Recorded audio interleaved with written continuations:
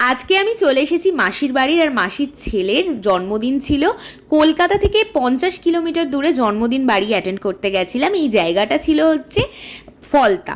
তো চলো তোমাদের সাথে শেয়ার করি। দেখো এখন অটো করে যাচ্ছি আমরা, পুরো জার্নিটা কিন্তু অটো করেই গেছি কলকাতা থেকে ফলতা অবধি।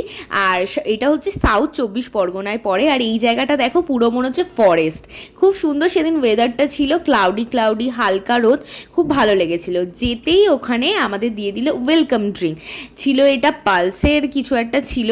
আর এই দেখো কি সুন্দর মাসির গাছের আম, এটা ছোট ছোট এখন।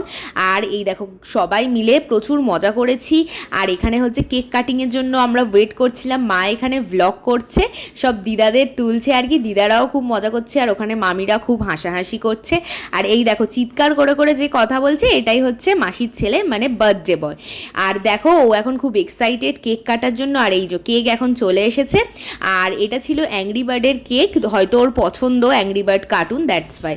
তো অ্যাংরি বার্ডের কেক ছিল। তো সব বাচ্চারা খুব হ্যাপি, এখন কেক কাটিং হবে, মানে আলাদাই একটা ব্যাপার। তারপরে দেখো এখানে মাসির বাড়ির ওখানে এইটা হচ্ছে একটা খাল রয়েছে, আমরা একটু ঘুরে ঘুরে দেখছিলাম।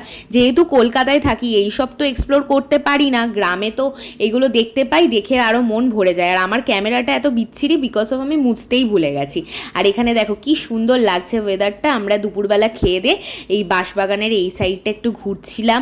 আর ওই সাইডে না অনেক আছে আরও, আমরা যাইনি, ভীষণ গরমও লাগছিল। আর তারপরে আমরা দেন বিকালবেলা বাড়ি চলে এসেছিলাম। আর পৈলান মন্দিরেও গেছিলাম, সেই ক্লিপস তুলতে না ভুলে গেছি। তো চলো টাটা, বাই বাই।